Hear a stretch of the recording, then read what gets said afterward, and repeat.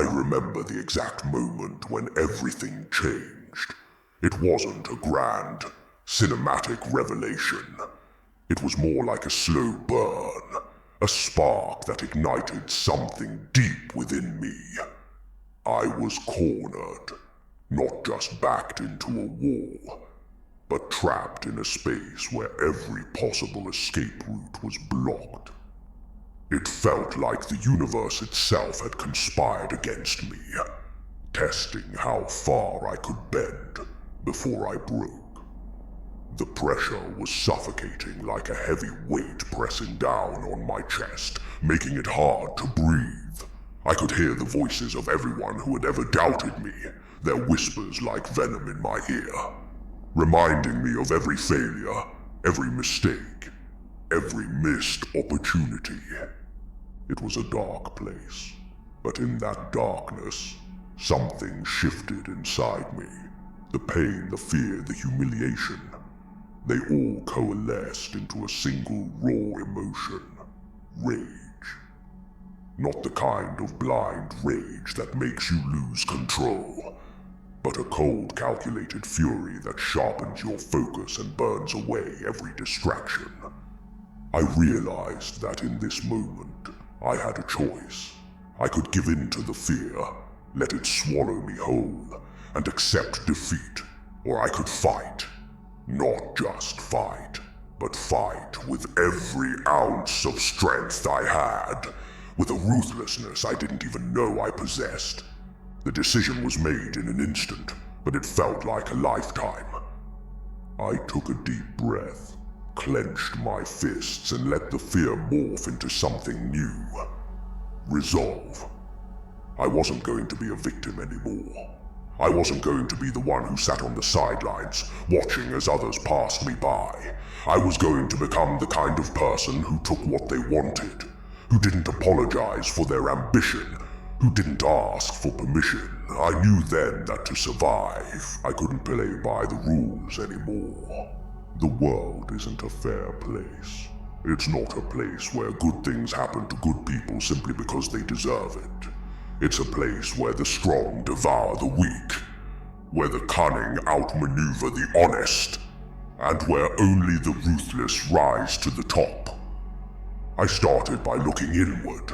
If I was going to be ruthless with the world, I first had to be ruthless with myself.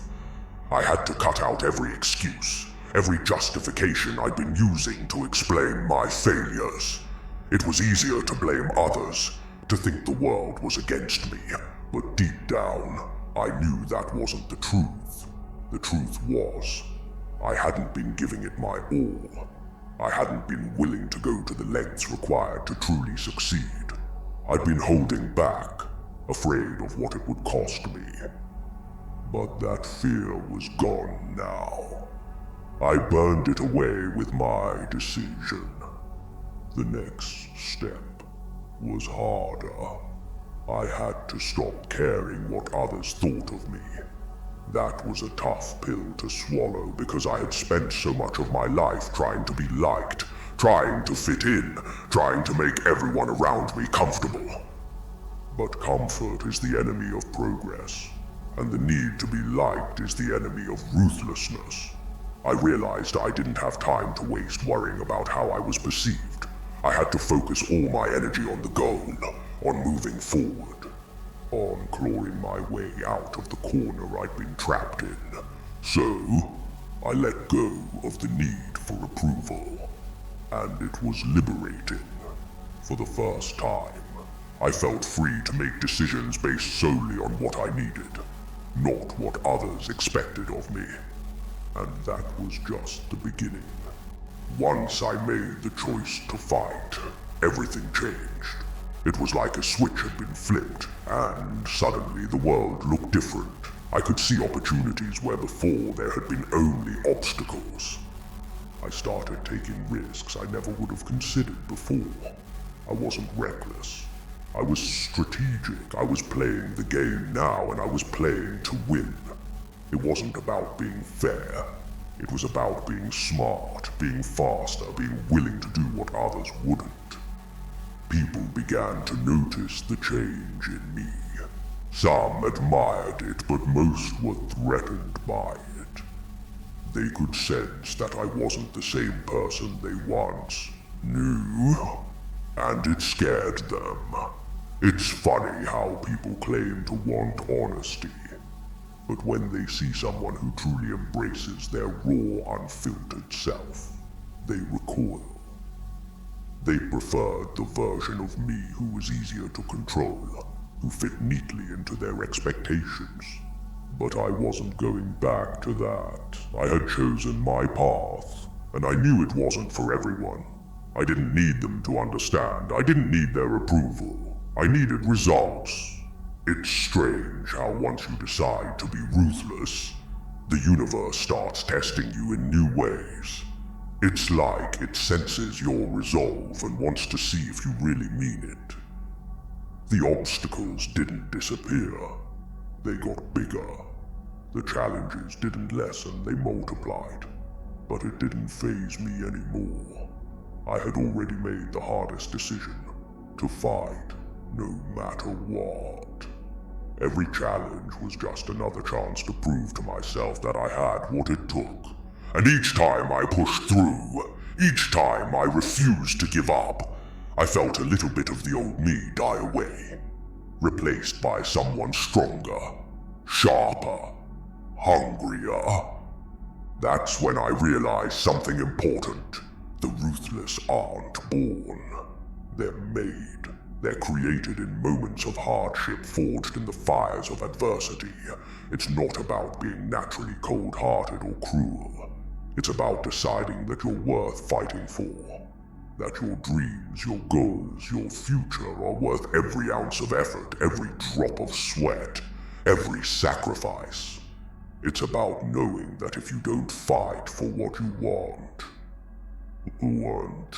no one else will. And so I chose to fight. I chose to be ruthless. Not because it was easy, but because it was the only way to survive. And the more I embraced it, the stronger I became.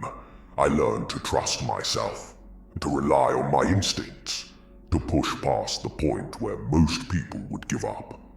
I became addicted to the challenge, to the feeling of pushing beyond my limits. It wasn't just about surviving anymore. It was about thriving. It was about taking the life I wanted and not settling for anything less. That's the real power of being ruthless. It's not just about what you're willing to do to others.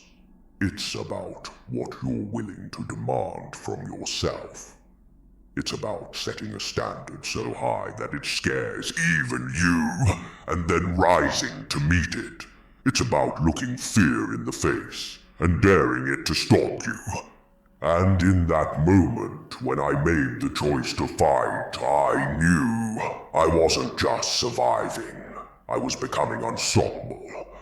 Relentless pursuit is a phrase that gets thrown around a lot, but few people actually understand what it means.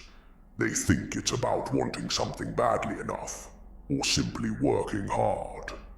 But it's so much more than that. Wanting isn't enough. It never has been. You can want something so desperately that it hurts, but unless you're ready to fight for it with everything you've got, that desire is meaningless. It's about waking up every single day with the same fire, the same hunger, the same need to push forward, no matter what. It's about making the decision day after day, to keep going, even when every bone in your body is begging you to stop. For me, the relentless pursuit began when I realized that there was no finish line. Success wasn't a destination. It was a journey, and the road was unending. The moment you think you've arrived, that's when you've lost. I had to change my mindset completely. It wasn't enough to just set a goal and work towards it. I had to be willing to adapt, to evolve, to push even harder once I achieved what I thought I wanted.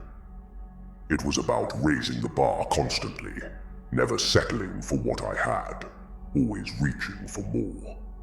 I had to become obsessed, consumed by the pursuit. I remember the first time I experienced a real setback after I committed myself fully to this new way of thinking. It was brutal. I had poured everything I had into a project. Time, energy, resources, and it failed spectacularly. I felt the sting of defeat, that gut-wrenching disappointment that makes you question everything. For a brief moment, I doubted myself. I wondered if I had made a mistake, if maybe I wasn't cut out for this after all. But then I remembered what it meant to be relentless. It wasn't about never failing, it was about refusing to stay down. So I picked myself up, dusted off the shame, and got back to work. I analyzed every part of what went wrong. I broke it down into pieces, studied it like a puzzle, and found the mistakes I had made. Instead of letting the failure defeat me, I used it as fuel. I learned from it. I adapted. And when I came back stronger. That's the key to relentless pursuit. You don't stop. You don't let one loss define you. You don't give yourself the luxury of wallowing in self-pity. You get back on your feet and you fight even harder. People often mistake this kind of persistence for stubbornness. They think it's foolish to keep going after repeated failures. They tell you to take a break, to rest, to give yourself time to regroup. But the truth is, most people are too soft. They don't have what it takes to push through the pain, the exhaustion, the self-doubt. They think relentless pursuit is just a catchy phrase, not a lifestyle, not a creed to live by. But I knew better. I knew that the only way to succeed was to keep pushing, to keep moving, to keep fighting. There were nights when I barely slept, when I stayed up working, planning, strategizing, long after everyone else had gone to bed. My mind was like a machine that couldn't be turned off. I was always thinking, always plotting my next move, always looking for the edge I needed to win. It wasn't that I was smarter or more talented than anyone else. It was simply that I was willing to go further, to dig deeper, to endure more. I realized that the real battle wasn't with the competition. It was with myself. It was about conquering the voice inside my head that told me to quit, to take it easy, to settle. I became obsessed with growth, with progress. Even the smallest step forward felt like a victory.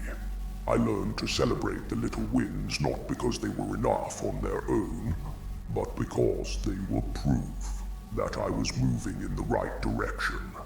I stopped caring about how long it was taking me. I stopped comparing my progress to anyone else's. It didn't matter if someone else got there faster. I was in it for the long game, and I knew that as long as I kept moving, I would get there eventually. I would outlast everyone else, not because I was the best, but because I was the last one standing. Relentless pursuit is about making sacrifices that others aren't willing to make. It's about saying no to distractions, cutting out anything that doesn't serve your purpose. I lost friends along the way. People didn't understand why I was so focused, why I couldn't relax, why I always seemed to be working.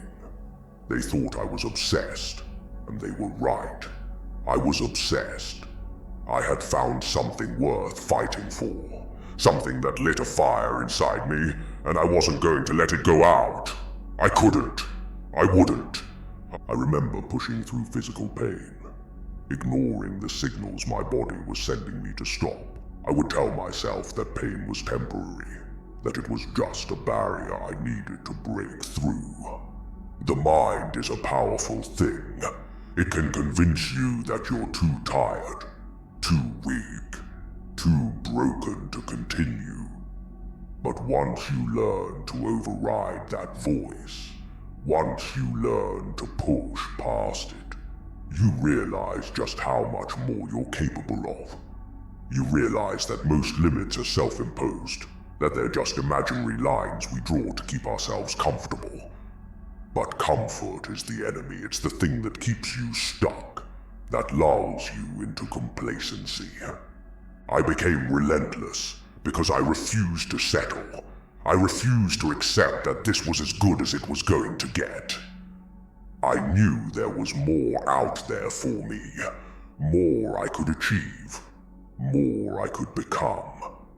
And that hunger, that drive, it fueled me every single day. Even when I was exhausted, even when I was frustrated, even when I felt like giving up, I kept going. Because I had made a promise to myself. I had committed to this path, and I wasn't going to let anything or anyone stand in my way. It wasn't just about chasing a dream. It was about becoming the kind of person who never stops chasing, who never stops striving, who never settles for less than they deserve. It was about building a mindset so unbreakable that nothing could shake it. I trained myself to see every obstacle as an opportunity, every setback as a stepping stone. I learned to love the grind, to embrace the struggle, because I knew it was shaping me, sharpening me, making me better. In the end, I realized something profound. The difference between those who succeed and those who fail isn't talent, or luck, or opportunity. It's persistence. It's the willingness to keep going long after everyone else has given up. It's the ability to endure when it feels like you have nothing left. It's about being relentless in your pursuit, no matter how long it takes, no matter how hard it gets. And when you live like that, when you embrace that kind of relentlessness, you become unstoppable. Because you've already faced the worst, you've already battled your own demons. And you've come out on the other side stronger. You've proven to yourself that you have what it takes, that you can handle whatever comes your way. It's not a gift, it's a choice. And it's the only choice that matters, because only the relentless will survive. The truth is, no one really tells you about the cost of being ruthless. It's glorified in stories, painted as the path to victory. But the reality is far from glamorous. It's raw, it's messy, and the price you pay is steep. You start with a single decision, a commitment to never back down, to push through every obstacle no matter what it takes. It feels empowering at first, like you've unlocked a hidden strength. But as the days turn into months and the months into years, the cost begins to reveal itself, piece by piece. Like shadows creeping in when the sun begins to set. I paid the price in ways I didn't anticipate, in ways I couldn't have imagined. I sacrificed relationships, friendships that had once been the foundation of my life. It's easy to say you're willing to give up everything for success, but it's another thing entirely when you actually have to make that choice, when you're staring into the eyes of someone you once loved, and you realize that you've grown into a person they no longer recognize, or worse, no longer want to be around. They see the change in you, the hardness that wasn't there before, the single-minded focus that has pushed everything else aside. They tell you you've become cold, distant, as if you've lost a piece of your soul along the way. And maybe they're right, but what they don't understand is that this hardness, this coldness, is what kept you moving forward. It's what protected you from breaking when everything was falling apart. You learn to shut off your emotions because emotions make you vulnerable. They cloud your judgment, slow you down, and you can't afford that. So you build walls. You cut yourself off piece by piece, until you're left standing alone, a fortress of your own making. And it's lonely there. That's the part no one talks about. The loneliness. I remember nights when the silence was deafening, when the only sound was the ticking of a clock that seemed to mock me, counting down the moments of my life I would never get back. I would lie awake, staring at the ceiling, feeling the weight of everything I had sacrificed pressing down on me like a heavy blanket. I had achieved so much, but there was an emptiness too, a void that success couldn't fill. I had pushed away the people who once mattered, shut them out because they couldn't keep up with my pace, because they couldn't understand why I had to be this way. I told myself it was necessary. I told myself it was worth it. But there were moments when I wasn't so sure. The cost wasn't just emotional, it was physical too. I pushed my body to its limits, ignoring every signal that I needed rest. There were times when I worked through sickness, powered by sheer willpower alone. I treated sleep like it was a luxury I couldn't afford. I told myself that I would rest when I reached the top, that I would make up for the lost time once I had made it. But the body keeps score. It remembers every sleepless night, every skipped meal, every time you ignored its cries for help. And eventually, it starts to break down. I felt it first in small ways. A nagging ache in my back, headaches that became a constant companion. But I pushed through. I told myself that pain was temporary, that it was just another obstacle to overcome. It wasn't until I collapsed one day, the room spinning around me, that I realized just how much I had pushed myself. I lay there on the cold floor, staring up at the ceiling, gasping for breath. And for the first time in a long time, I felt fear. Real bone-deep fear. Because I realized then that I wasn't invincible. I was flesh and blood, vulnerable in ways I had refused to acknowledge. And I had been taking myself for granted, treating my body like a machine that could run on nothing but determination. That moment was a wake-up call. It forced me to confront the reality of what I had become, of what I had sacrificed in the name of success. I had become ruthless, not just with the world, but with myself. I had become my own worst enemy, pushing myself harder than anyone else ever could. I had turned my ambition into a weapon, and I had been using it against myself.